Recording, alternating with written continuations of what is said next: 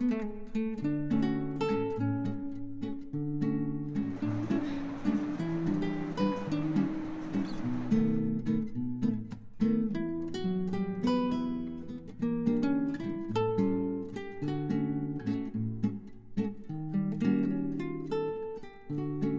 Morning everyone, আমি সৌমি আর আমার চ্যানেলের আরও একটি নতুন ব্লগে আপনাদের সবাইকে স্বাগত। আজকে শনিবার আর ঘড়িতে এখন বাজে 5:30 মতন। সকালে উঠেই দেখলাম আকাশ বেশ অন্ধকার হয়ে আছে, তবে বৃষ্টি হচ্ছে না। তবে জানি না তখনও পর্যন্ত বেলায় বৃষ্টি হবে কি না।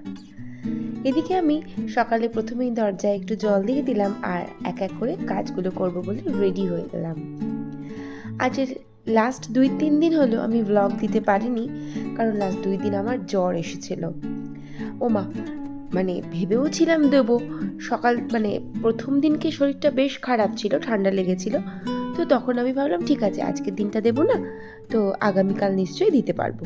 ও বাবা, দেখি ঘুম থেকে উঠে ভোরবেলা যেমন ঘুম ভেঙেছে, দেখলাম হাতে পায়ে ভীষণ যন্ত্রণা হচ্ছে, মাথার যন্ত্রণা হচ্ছে আর বেশ গাটা গরম। তখন উঠে আমার একবারও ইচ্ছা করলো না যে থার্মোমিটারটা লাগিয়ে দেখি যে আমার জ্বর আছে কিনা। তো যথারীতি ঘুমিয়ে পড়েছি, আবার পাশ ফিরে গায়ে ভালো করে চাপা দিয়ে শুয়ে পড়েছি। বেলা হতে বাবুই আমাকে উঠে ডাকছে যে মামা আপনি ওঠেননি কেন? তো কি আর করবো, উঠলাম। বাবুই বলছে যে মামা আপনার গায়ে তো বেশ জ্বর, দাঁড়ান থার্মোমিটারটা নিয়ে আসি বলে ওই থার্মোমিটারটা আমাকে দিয়ে দেখলাম তখন বেশ আমার গায়ে জ্বর। তো বেশ কত জ্বর সেরম কিছু নয়, 101 মতন জ্বর।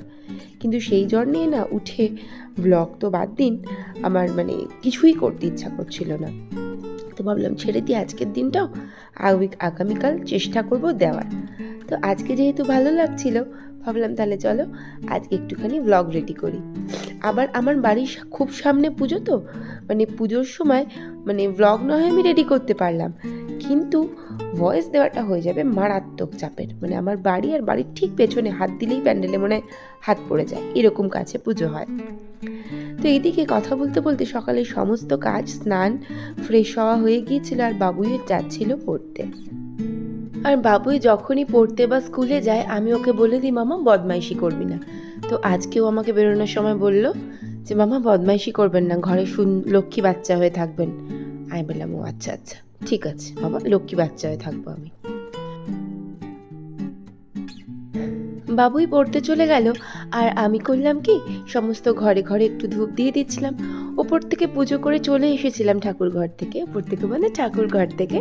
তো পুজো দিয়ে চলে এসে নিচের ঘরে একটু ধূপ দিয়ে দিচ্ছিলাম আর এরপরে ভাবলাম একটু চা খাবো। বাবুইকে বললাম মামা চা খেয়ে যাবি? ও বললো না, আমি চা খাবো না। আর অ্যাকচুয়ালি আজকে দুধ ছিল না বাড়িতে, আর লিকুইড দুধ যেটা আমি প্যাকেটে দুধ কেনাই সেটা কেনার কথা আমার মনেই ছিল না।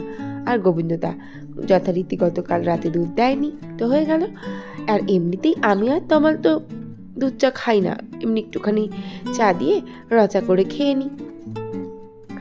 তো যাই হোক, আমি আমার জন্যই শুধুমাত্র একটুখানি চা বসিয়ে দিলাম। তবে না, চাটা চায়ের জায়গায় ঢালা হয়নি, বড় জায়গাটাতেই ছিল। তবে সামনে যেহেতু পুজো আসছে, রান্নাঘর থেকে শুরু করে আমার বেডরুম, বাবুয়ের রুম, চেষ্টা করবো পুরো বাড়িটার একটু মেকওভার করতে, নতুন করে কিছু সাজাতে। তো সেই জন্য আর ওই কাজটা করিনি। 1 কাপ চা নিয়ে বসে গেলাম আর ভাবতে শুরু করলাম আজ যেহেতু শনিবার, তো কি রান্না করা যায়। যেহেতু মাছ ফাছ রান্না করব না আজকে, যদিও বা গতকাল যেহেতু উঠতে পারিনি সেজন্য গতকালও কিন্তু কিছুই রান্না হয়নি। ওই কোনো রকমে যা ফ্রিজে ছিল সেই দিয়েই খাওয়া হয়েছে। শুধু ভাত আর আলু সিদ্ধটা তমাল করে নিয়েছিল। বাবুইও পারতো করতে, তমাল চালটা ভিজিয়ে রেখে গিয়েছিল, বাবুই বসিয়ে দিয়েছিল। আর ঠিক টাইম মতন তমাল বেরোনোর মুখে বাবুইকে বলেছিল, কাজের থেকে ঘরে ফেরার মুখে বলেছিল তুই ভাতটা বসিয়ে দে আর আমি এসে নামিয়ে দেবো। তো তারপরে যাই হোক তমাল কোনো রকমে নামিয়ে নিয়েছে। ঠিকঠাকই পারে তমাল, কিন্তু বাবুই তো পারবে না। তবে আমি চেষ্টা করি বাবুইকে কাজ শেখানোর। তো এইদিকে চা খাওয়া কমপ্লিট করে আমি বাবুয়ের ঘরের বিছানাটাই তুলে দিচ্ছিলাম। এই এক্ষুনি বড়াই করে বললাম ছেলেকে কাজ করা শেখানোর চেষ্টা করি, কিন্তু এখন আমি ওর ঘরের কাজটা করে দিচ্ছিলাম। অ্যাকচুয়ালি না, ও করে ফেলে এই কাজটা, তবে আজকে একদম ফার্স্ট আওয়ারে যেহেতু পড়া ছিল সেজন্য উঠেই বেরিয়ে গিয়েছিল, আর না হলে ওই বেশিরভাগ সময় করে থাকে এই কাজটা, আমি মাঝে সাঝে করি। তো বাবুয়ের ঘর গুছিয়ে দিলাম, আর দিয়ে ভাবলাম যে এরপরে কি কাজ করার আছে। এরপরে আমার কাজ বলতে আমার একটু ব্রেকফাস্ট করার আছে। আজকে ব্রেকফাস্টে প্রথমে ভেবেছিলাম আলু ভাজা আর রুটি করব, তো পরবর্তীকালে ভাবলাম আলু ভাজা রুটি নয়, আলু চচ্চড়ি করি। আলু ভাজা দিয়ে রুটি পরপর 2-1 দিন খেয়েছি, আজকে আর করবো না, তাই জন্য তো আজকে আমি আলু চচ্চড়ি আর রুটি করে নিচ্ছিলাম। আলু চচ্চড়িটা বসিয়ে দিয়েছিলাম আর রুটিটা করে নিচ্ছিলাম। আর যেহেতু আটাটা মাখা থাকে না ফ্রিজে, তাও আবার কালকে রাতের তো মাখা নয়, তার আগের দিনের মাখা, তার ফলে একটু রুটিটা যেন কেমন কেমন হয়েছে, মানে শক্ত মতনই বলতে পারেন, মানে খুব তুলতুলে নরম হয়নি। একটু অসুবিধা হতে পারে যারা খুব তুলতুলে রুটি খায় তাদের জন্য।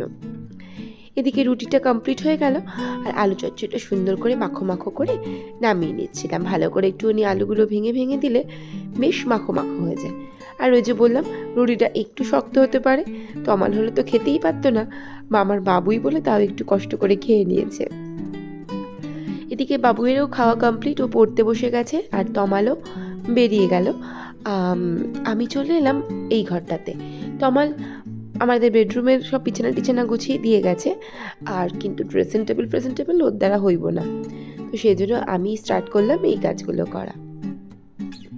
তো ড্রেসিং টেবিলটা গুছিয়ে নিচ্ছিলাম, আর এত ধুলো পড়ে, আর সামনে যেহেতু পুজো আসছে না, ড্রেসিং টেবিল খুব আগোছালো হবে, আর তার জন্য একমাত্র দায়ী থাকবো আমি ড্রেসিং টেবিল সবচেয়ে বেশি পুজোর সময় আগোছালো করে ফেলি।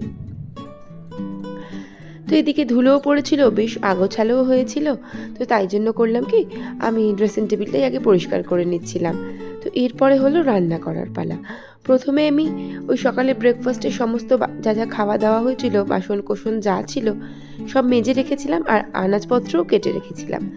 তো এবার একটা একটা করে কাজ করার পালা।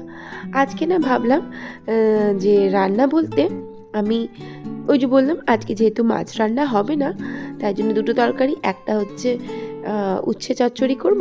কদিন ধরে খুব উচ্ছে ভাজা খাচ্ছিলাম, তমাল আমাকে বলে খুব শিখেছো আজকাল খালি উচ্ছে ভাজা উচ্ছে ভাজা আর উচ্ছে ভাজা। আর নিরামিষ বলতে না, সত্যি কথা আমাদের নিরামিষ বলতে আজকে পেঁয়াজ আদা রসুন খাবো না ব্যাপারটা তা নয়, মানে আদাটা আমি আমিষে ধরছি না, কথার কথায় বললাম। আজ পেঁয়াজ আদা খাই আমরা, কিন্তু মাছটা খাই না, সেরকম কোনো বাধ্যবাধকতা নেই, তবে আমার সংসার আমি ডিসাইড করেছি যে খাবো না। আমি তো মাঝে মাঝে যখন ইচ্ছা তখন নিরামিষ খাওয়া মানে খেতে বলি। বাবুই খুব একটা অবাধ্য হয় না, তমালও হয় না। বাবুই এটা খাবো না, ওটা নেবো না, ওটা করবো না, ওটা চাই, এরকম কোনো কিছুই করে না। এমনিতে কিন্তু খুব দুষ্টু, আমি সবসময় বলি আমার বাবুই দুষ্টু, কিন্তু কোনো কিছু হাই ডিমান্ড এরম কোনো দিনই কিছু নেই, সেই ছোটোর থেকেও নেই, আজও নেই, জানি না বড় হলে কি হবে। তবে শখের মধ্যে তিনি একটু ঘড়ি পড়তে ভালোবাসেন, আর হচ্ছে খাবো না সেটা হচ্ছে একমাত্র পটল। এই দুটো জিনিসের ও একেবারে নারাজ। এইদিকে যাই হোক, কথা বলতে বলতে ডালটাও হয়ে গিয়েছিল, তরকারি দুটো বসিয়ে দিলাম। ডালটা হয়ে গিয়েছিল বলতে ওই যে তখন পেঁয়াজটা ভেজে তুলে তুলে দিচ্ছিলাম না, ওই ডালটা একদিকে সিদ্ধ বসিয়ে পেঁয়াজটা ভেজে ওর মধ্যে দিয়ে দিচ্ছিলাম। তো এখানে তরকারি কমপ্লিট, ভাতটা বসিয়ে দিয়েছি, ডাল কমপ্লিট, আর বেশ কিছু বাসন পড়েছিল, তো একটা একটা করে মেজে ফেলি। গুছিয়ে ঘরের কাজ না করলে চলবে কি করে? পারফেক্ট টাইমে ঘুম থেকে উঠে পারফেক্টলি কাজ করা, সেটাই কিন্তু কাজের কথা। স্মার্ট ওয়ার্কটা জরুরি, অনেক কাজ করার দরকার নেই, স্মার্টলি কাজ করো।